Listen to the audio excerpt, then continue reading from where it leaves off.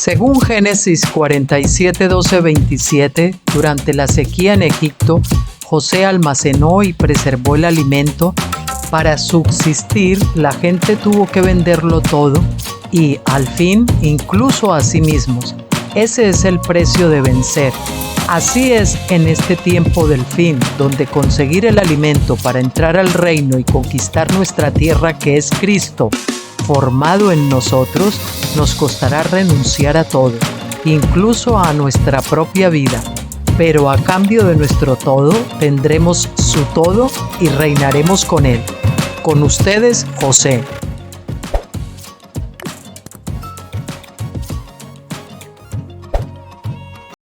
Hola, encantado de estar de nuevo con todos ustedes. Hoy es día 11 de septiembre del 2024 y en España ahora son las 6 de la tarde. Bien, primero, como siempre, anunciarles el vídeo siguiente, que será Dios mediante el viernes. Vamos a continuar con el libro del doctor Stephen Jones, Las 70 semanas de Daniel, y en concreto vamos a ver un capítulo muy interesante. ¿Quién es el anticristo? Si usted no ha leído nada de Stephen Jones sobre el anticristo, se va a llevar una gran sorpresa, porque nosotros no estamos esperando lo que se esperaba y lo que tantas veces nos han dicho sobre el anticristo. Eso es una versión también confundida y vamos a arrojar luz sobre este tema del anticristo. Así que no se lo pierdan. Veremos solo el capítulo 24, que es un poco más largo. Y bueno, el siguiente vídeo que tocará ya el lunes, que también será de este libro, que hacemos 2 vídeos seguidos, la semana 70 de Daniel, pues lo veremos el lunes. No sé cuál toca, pero el que sea. ¿Quién es el anticristo? Recuerden. Bien, y el que tenemos para hoy es el que les habíamos anunciado. Por fin, por fin vamos a comenzar con el estudio de Deuteronomio, un estudio maravilloso, versículo a versículo, del libro de Deuteronomio, viendo la ley de Dios, que en Deuteronomio tenemos la segunda ley, resumida, ¿no?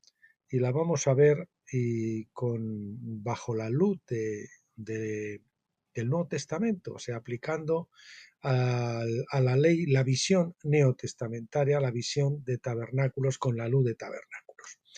Y muy interesante, son 10 discursos o 12, no se lo recuerdo ya, y pues vamos a estudiarlo muy a fondo, y seguramente que les va a bendecir tanto que no se lo van ni a creer. Bien, lo primero decir que este es un libro que yo en su día ya publiqué, y está en el blog Tabernáculos, pero vamos a hacer ahora esa revisión para corregir errores y todo esto. Y comenzamos con el libro 1, que también ha pasado por las manos de nuestro amigo en México, José Luis Jacome, que le picó una revisada también. Después que me lo mandó, yo lo volví a revisar y ahora pues lo vamos a hacer una vez más con ustedes. Ustedes muchas veces, a mí me pasa con gente que me dicen, no, es que estos escritos de Stephen Jones son un poco difíciles de captar.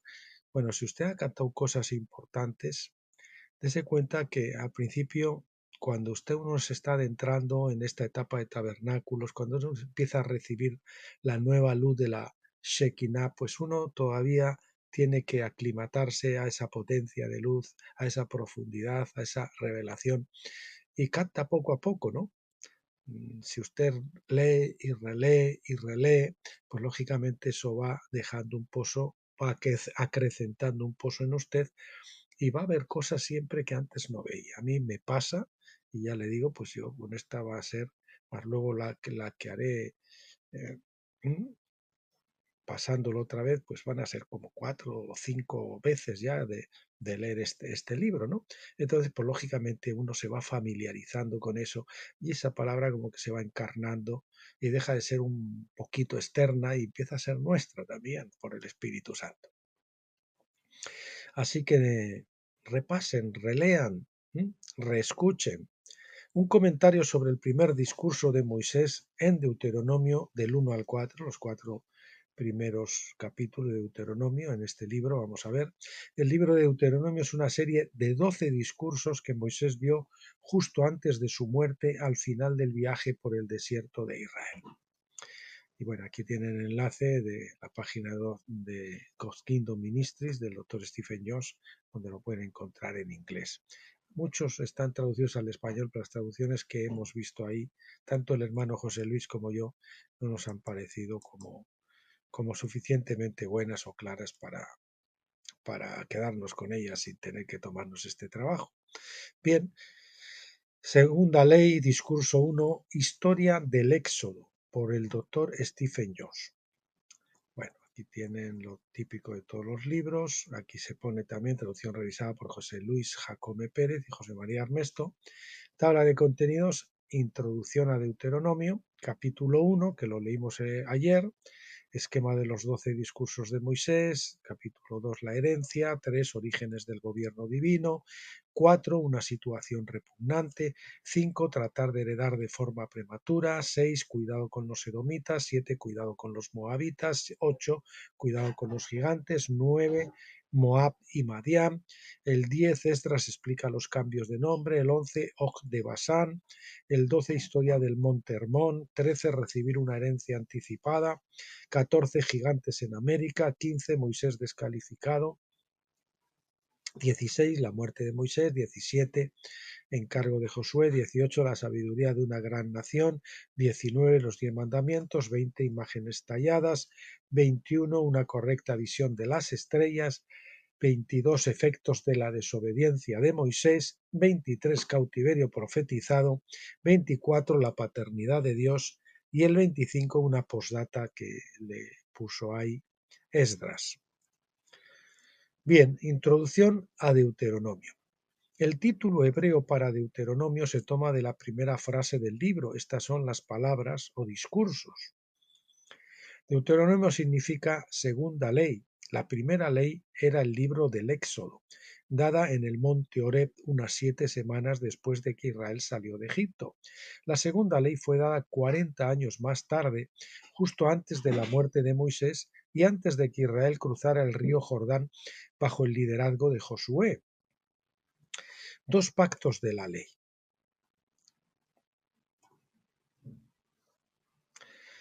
Este es el epígrafe que vamos a ver ahora. Dos pactos de la ley. No solo había una segunda ley, sino también un segundo pacto que Moisés revela en Deuteronomio 29. Muchos tenemos o teníamos tendencia a confundir los pactos con la ley. No, la ley es una cosa que permanece y lo que sí ha cambiado han sido los pactos. El primer pacto, que estaba basado en la promesa que el hombre hace a Dios de que va a obedecer, que lógicamente siempre se falla, porque nadie ha cumplido la ley, excepto el Señor. Y el segundo ley, el segundo pacto es el pacto que ya se hace aquí en Horeb y que se hizo también con Abraham, que es la promesa de Dios al hombre de que Él va a obrar en nuestros corazones y va a inscribir la ley en nuestros corazones, ¿verdad? Depende de la promesa de Dios y por lo tanto se va a cumplir en este periodo de vida, durante el milenio o si no en la edad posterior. Pero al final el Señor va a escribir la ley en los corazones de todos. Estas son las palabras del pacto que Yahvé mandó a Moisés que celebrase con los hijos de Israel en la tierra de Moab, además del pacto que había hecho con ellos en Horeb. Por lo tanto, el antiguo pacto en realidad podría ser dividido en dos partes. La primera parte fue el pacto de Éxodo. La segunda parte fue el pacto de Deuteronomio. Proféticamente hablando, el segundo pacto representaba y prefiguraba al nuevo pacto. Estos dos pactos, dados con 40 años de diferencia, revelan las dos partes del nuevo pacto, separadas por 40 jubileos de historia de la Iglesia. El pacto de 1900, del 33 a 1993. El pacto de Éxodo se correlaciona con la muerte de Cristo en la cruz, el cual él estableció con su sangre hace casi 2000 años. El pacto de Deuteronomio ha llegado después de que la Iglesia ha experimentado sus 40 jubileos en el desierto. Cuando nos fijamos en el relato del Éxodo más de cerca, vemos una división más que de nuevo habla proféticamente de estos dos pactos. En Éxodo 31:18 Dios le dijo a Moisés, le dio a Moisés las tablas de piedra de los 10 mandamientos. Resaltamos lo de piedra, tablas de piedra. Aquellas, sin embargo, fueron rotas en Éxodo 32:19 y por eso Dios le dio a Moisés un segundo conjunto de tablas que contenían la misma ley, Éxodo 34:1. Estas dos leyes eran iguales, pero la segunda no fue rota. Las segundas tablas no fueron rotas. Las primeras, esa ley fue rota, fue quebrantada. Además, esa experiencia hizo que el rostro de Moisés fuera glorificado cuando regresaba de la montaña. En la primera ocasión no, pero en la segunda sí. Por lo tanto, representa al nuevo pacto, en el que la ley debe ser escrita en nuestros corazones para que podamos reflejar el rostro de Jesucristo. Repetimos, la segunda no fue rota, además de esa experiencia, hizo que el rostro de Moisés fuera glorificado cuando regresaba de la montaña. Es por el segundo pacto que somos glorificados. Por lo tanto, representa el nuevo pacto en el que la ley debe ser escrita en nuestros corazones para que podamos reflejar el rostro de Jesucristo. Pablo escribe en 2 de Corintios 4:6 lo siguiente. Porque Dios que dijo, la luz resplandecerá de las tinieblas, es el que resplandeció en nuestros corazones para iluminación del conocimiento de la gloria de Dios en el rostro de Cristo. Pero tenemos este tesoro, es decir, la luz, en vasos de barro. Vemos entonces que los 10 mandamientos fueron rotos bajo el antiguo pacto, pero conservados y guardados bajo el nuevo pacto. Es decir, el nuevo pacto nos promete que no vamos a robar, que no vamos a matar, que no vamos a tomar el nombre de Dios en vano, pues todos, que vamos a honrar a nuestro padre y a nuestra madre, porque Dios ha dicho que lo vamos a hacer. La diferencia es que en la primera parte del plan divino a los hombres se les dio la ley cuando la mayoría de ellos no tenían oídos para oír. En la segunda, no, en el caso de estos oídos puede ser, podemos asimilarlo con lo que les comentaba al principio de los ojos, que no se nos han, no los tenemos preparados para recibir esa luz. En la segunda parte brilla la luz del conocimiento de la gloria de Dios en los corazones de los hombres y esto entonces se ve visiblemente en sus rostros. Asimismo, desde una perspectiva más clara, el antiguo pacto en su conjunto podría no tener éxito, mientras que el nuevo pacto no podía fallar, que Dios prometió escribir esa ley en nuestros corazones y Él, como no es un pecador, no puede errar el blanco, no puede fallar, no puede pecar. Sin embargo, mientras el antiguo pacto se subdivide en dos partes, así también es el nuevo pacto. La Iglesia bajo Pentecostés también rompió la ley en virtud de la primera parte del nuevo pacto, pero los vencedores al final de la edad de peregrinación por el desierto, que es Pentecostés, tendrán la ley escrita en sus corazones y recibirán la herencia de la tierra prometida. En esta comprensión particular del libro de Deuteronomio, que debe ser de interés para nosotros hoy, es esta comprensión particular del libro de Deuteronomio que debe ser de interés para nosotros hoy, ya que somos la generación que vive al final de esos 40 jubileos de peregrinaje de la Iglesia y pues eso, de donde va a salir la camada de vencedores, ¿verdad?, que van a tener pues la ley escrita en sus corazones. Este periodo de desierto comenzó en el 33 después de Cristo con el pacto de Éxodo que Jesús hizo en la cruz y comenzó a terminar en 1993-1994, que fue 40 por 49 años después, es decir, 40 jubileos más tarde. Ha habido muchos vencedores en toda la historia de la Iglesia que son comparables a Caleb y Josué en los días de Moisés. A todos ellos les hubiera gustado recibir la herencia como individuos, pero la historia de Caleb y Josué muestra que los vencedores deben esperar a la plenitud de los tiempos cuando el cuerpo alcance su plenitud.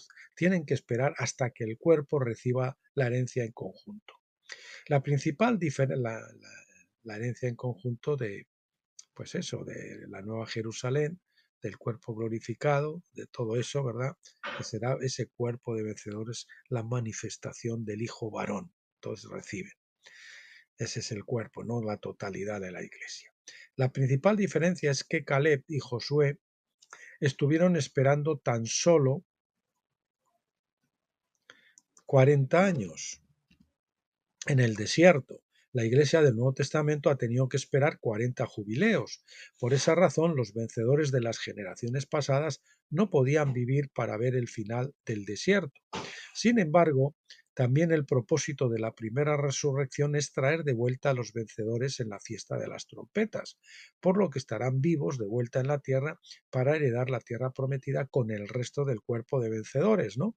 En la fiesta de tabernáculos 2 semanas después. Vamos a ponerlo así, como esto lo permíteme, cuerpo de vencedores, que lo pongamos en azul,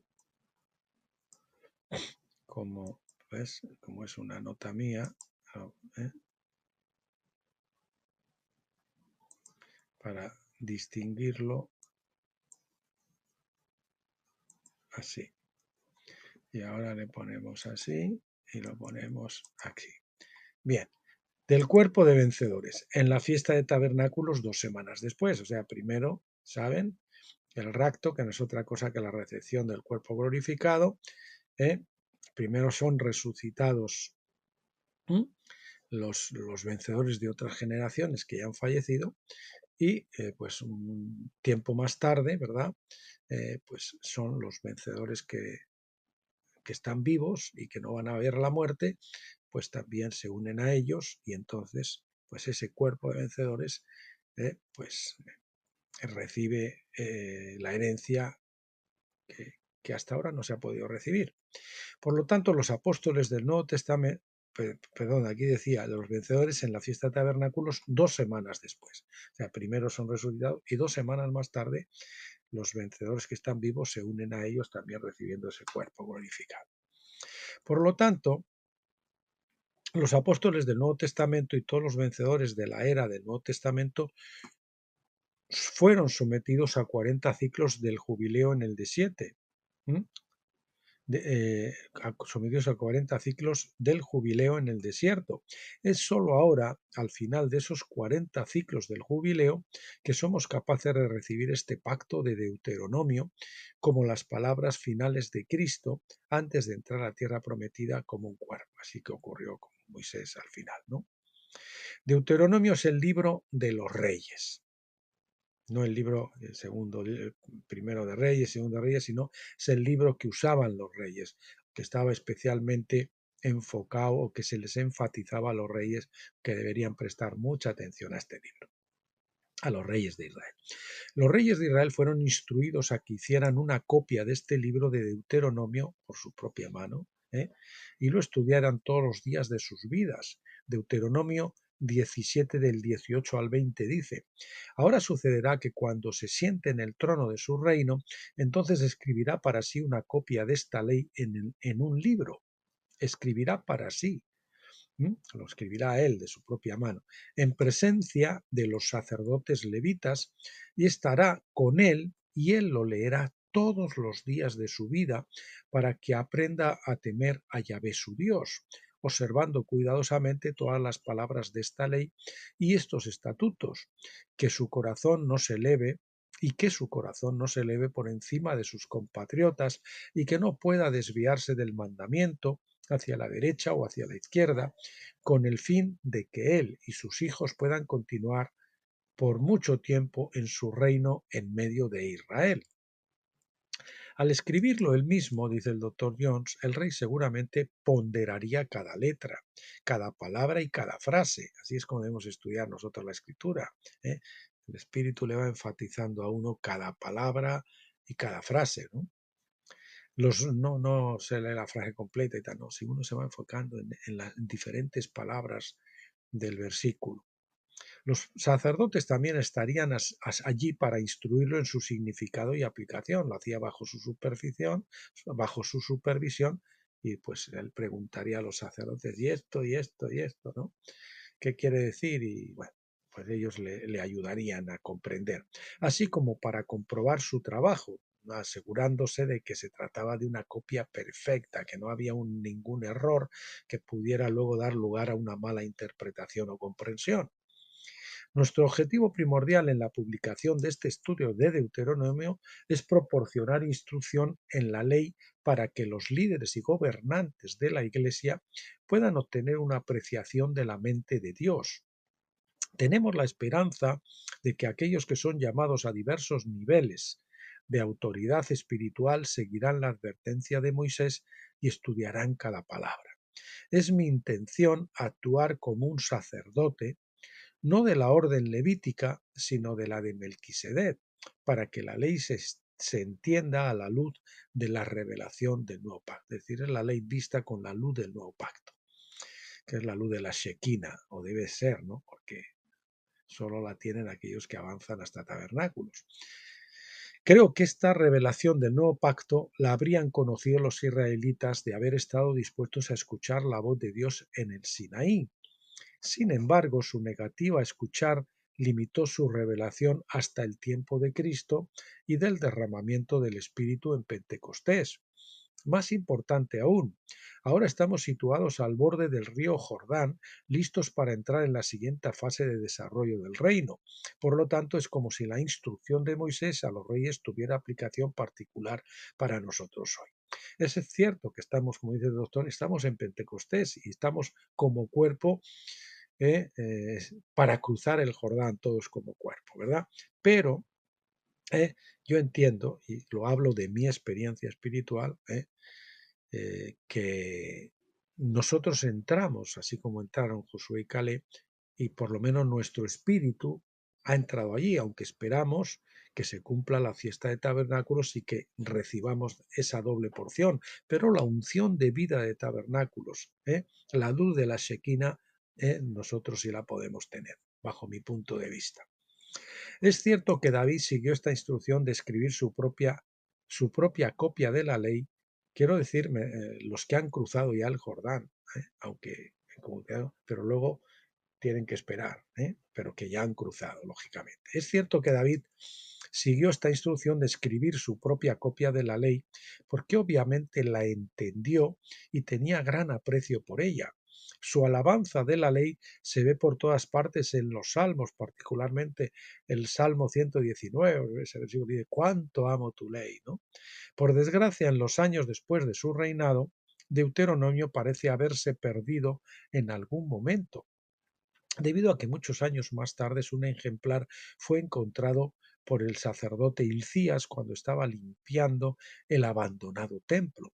Hilcías dio la copia al escriba Safán, que la llevó al rey Josías, segundo de Reyes 22. Eso es un preludio profético de lo que iba a ocurrir pues en Pentecostés también, ¿no? Que la iglesia pues como que ha perdido la ley, ¿no?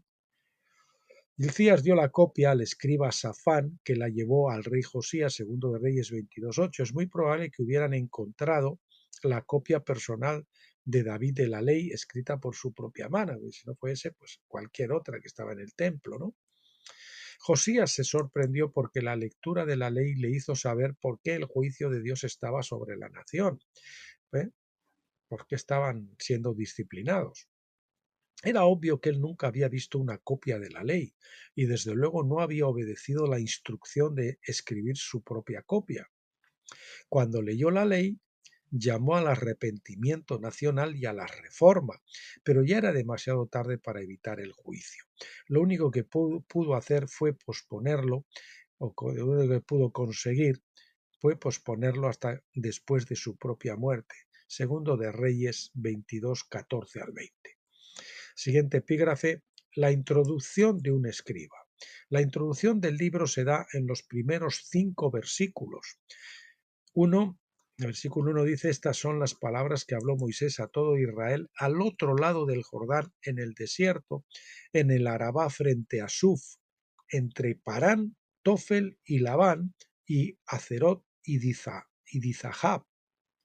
La llanura era el valle del Mar Muerto hasta el Golfo de Acaba. Esto abarca parte de la línea de la falla que se extiende desde Turquía a través del Valle del Jordán hasta el Golfo y hacia abajo a África del Este. La ubicación del monte Oreb, siguiente epígrafe.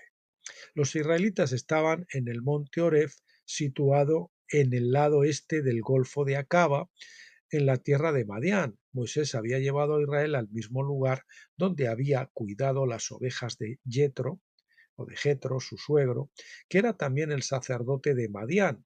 Éxodo 2:15 y Éxodo 3:1. Madián se puede ver en el siguiente mapa, ¿no? Por ejemplo, la mayoría de la gente pensaba que el Sinaí que está aquí, Sinaí, el monte Sinaí actual, que en Egipto, aquí en este extremo, pero no, no es ese monte Sinaí. Aquí está la llanura de Madián que decíamos, y el monte Oreb, el Jabel Laz, que estaba aquí. Eso es Arabia, lo que era el territorio de Arabia, de la Arabia actual, que es como dice la palabra, en Arabia. Ahí es donde es. De hecho, por todo este territorio de por acá, si ustedes ven, hay unos programas, unos vídeos de Michael Root que les aconsejo que vean, busquen en YouTube, donde ven todo esto por aquí, están las huellas que dejaron a su paso por el desierto esos 40 años, esta gente aquí al final, hasta que al final entraron. Hay grabados, se ve donde hicieron los campamentos, las tumbas, cosas, las pisadas grabadas incluso en fosilizadas, en fin, cosas de ese tipo, ¿no? Lo mismo que se ve también cuando cruzaron el Mar Rojo, y se ve claramente que en el paso debajo del agua, es otro vídeo de Michael Root, están las ruedas de los carros del faraón y todas esas cosas, ¿verdad? Sobre el año 500 se pensó erróneamente que el monte Ore se encontraba en la península del Sinaí, pero esto era todavía parte de Egipto, no de Madián, porque el territorio de Egipto se extendía hasta el Golfo de Acaba. Egipto tenía minas de cobre en el Sinaí defendidas por su ejército. Sinaí significa arbusto o país de arbustos, que puede aplicarse a los desiertos de Madián así como a Egipto. Pero Moisés llevó a Israel a la misma montaña donde había visto la zarza ardiente.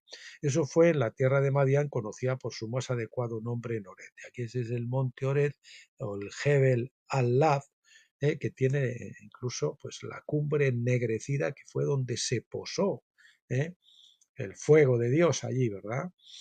Que les asustó tanto.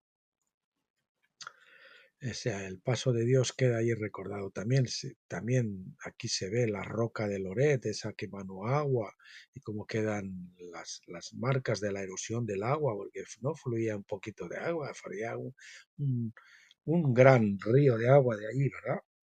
De la roca. Bien, perdón.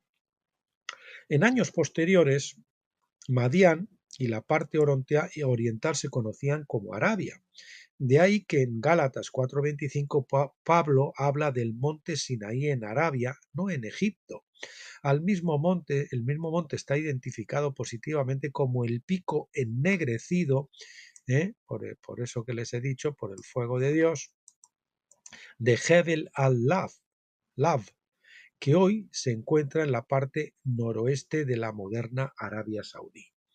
Para que Israel saliera de Egipto bajo el liderazgo de Moisés, en realidad tenía que cruzar el Golfo de Acaba. Siguiente epígrafe, el Mar Rojo. El Mar Rojo es llamado Yansuf. El Yansuf. Aquí no aparece. Bueno, aquí lo tienen, el Yansuf, el Mar Rojo.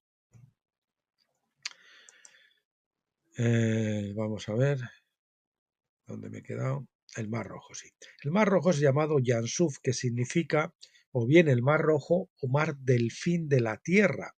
Suf significa punto de terminación y las cañas eran conocidas por sus puntas afiladas que podrían usarse como bolígrafos para escribir. Aplicado a la geografía, Yansuf se refiere a la frontera oriental de Egipto y tal vez el punto de la península del Sinaí era conocido como el fin de la tierra o punto de terminación. Si es así, podrían haber cruzado el Golfo de Acaba por su punto más al sur, el estrecho de Tirán, que creo que es por por aquí abajo, ¿eh? No se ve aquí bien, pero un poquito más abajo. No sé si viene luego en otro mapa. El estrecho de Tirán. El nombre de punto de terminación también podría ser una referencia. Perdón, que voy a buscar el estrecho de Tirán en un mapa y así. Bien, aquí lo tienen en pantalla. Este es Egipto, el Sinaí. Aquí tenemos Arabia Saudita, este es el mar Rojo, y aquí tenemos el estrecho de Tirán, está por aquí. Y aquí también Jarrat Tirán, una pequeña isla. Este es el estrecho de Tirán, ¿de acuerdo? Muy bien, pues seguimos. El nombre del punto de terminación, el nombre de punto de terminación también podría ser una referencia a la destrucción y al final del ejército egipcio. Es probable que Dios guiara a Israel a ese lugar en particular como una señal profética de ese evento. La señal profética y lo lleva y lo destruye en ese sitio que significa pues terminación. Israel comenzó su viaje en Gosén. Hay un pequeño mar de los juncos no lejos de Gosén, donde algunos insisten en que Israel cruzó el Mar Rojo. No es probable que esta fuera la ubicación del cruce del Mar Rojo. La canción de celebración de Israel en Éxodo 15:10 dice: ellos se hundieron como plomo en las impetuosas aguas. El mar de los juncos era un lago y difícilmente podría ser descrito como impetuosas aguas. La palabra hebrea adir significa grande, muy grande, poderoso. Gesenius Lexicon nos dice eso. El agua en que ese punto de la península de Sinaí, el agua en ese punto de la península del Sinaí, el fin del territorio egipcio, era un gran y profundo cuerpo de agua, el Mar Rojo. Muchos años después del éxodo, Salomón construyó una flota de buques en el Yansuf. Leemos esto en Primero de Reyes 9:26. El rey Salomón también construyó una flota de naves en Ezion-Geber, que está cerca de Elot, en la orilla del Yansuf, en la tierra de Edom. Bien, nadie en su sano juicio habría construido una flota de barcos en el Mar Rojo en Egipto. En cambio, vemos que Elot, la Eliat moderna, estaba en el extremo norte de Yansuf, que en este caso es el Golfo de Acaba. Se encuentra en la tierra de Edom. El territorio de Edom se extendía al sur de la costa del Golfo de Acaba. El pequeño mar de los Juncos, cerca de Gosén, estaba al norte del Golfo de Suez. Cerca de Gosén estaba al norte del Golfo de Suez, mientras Edom se extendía al norte del Golfo de Acaba. Por otra parte, el mar de los Juncos estaba separado de Edom por el desierto de Parán. Es evidente que el Yansuf de Primero de Reyes 9:26 no es el mar de los Juncos cerca de Gosén. El siguiente epígrafe: primer viaje de Israel a Cades Barnea. Cuando Israel salió de Oreb para comenzar su viaje a Canaán, tuvieron que viajar al norte a lo largo de la costa oriental de Acaba, pasada Elot, por el desierto de Parán, Números 12:16, con el fin de llegar a Cades Barnea. Leemos en Deuteronomio 1:2: 11 jornadas hay desde Oreb, camino del monte de Seir, hasta Cades Barnea. Desde Cades, los 12 líderes tribales fueron enviados a Canaán para reconocer la tierra, Números 13:3, y Moisés los envió desde el desierto de Parán, conforme al mandato del Señor, todos ellos hombres que eran jefes de los hijos de Israel. Los israelitas esperaban por ellos en Cades, Números 13:26, a que regresaran los espías. Si los 12 espías hubieran dado un buen informe unánime, Israel habría entrado en Canaán desde el sur sin tener que cruzar el río Jordán. Sin embargo, 10 espías dieron un mal informe y la gente lo creyó, más que el buen informe de Caleb y Josué. Números 14. Por esta razón, Israel tuvo que permanecer 40 años en el desierto. Números 14:34.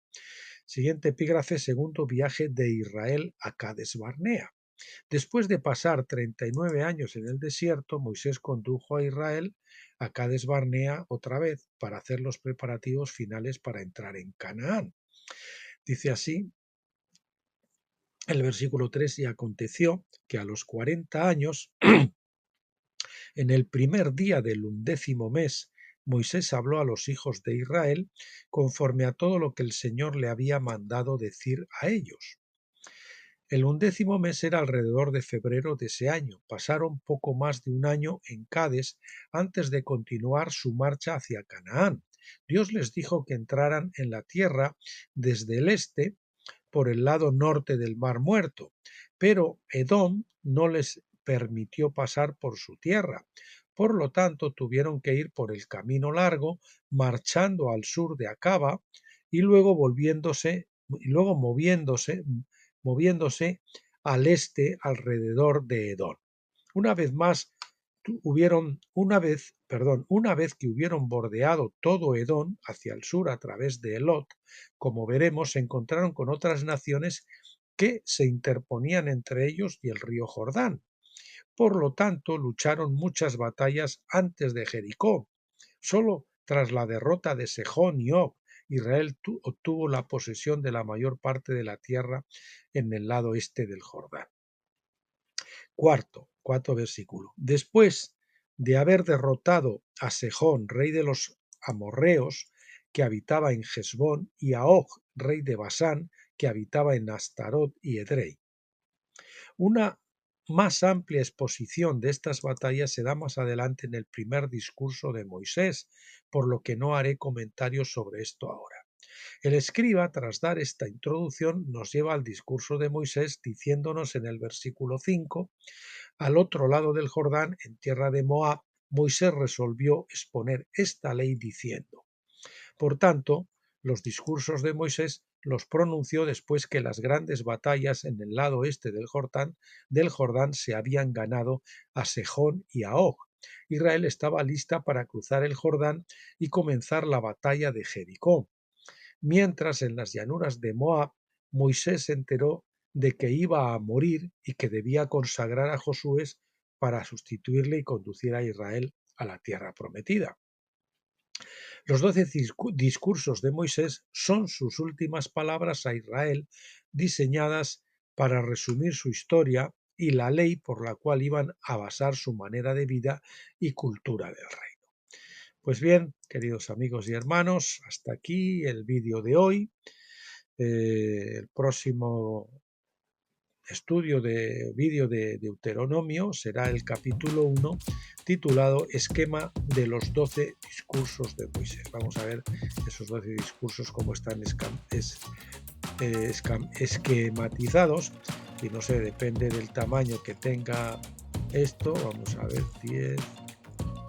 Eso es corto, seguramente pues veremos también el capítulo 2 que comienza ya con la herencia, ¿verdad? Bien, pues lo dicho, hasta aquí el vídeo de hoy. Bendecirles a todos en el nombre del Señor Jesucristo, emplazarles para el viernes para que veamos quién es el anticristo en el estudio del libro de las 70 semanas de Daniel, y hasta entonces pues pásenlo bien, como siempre.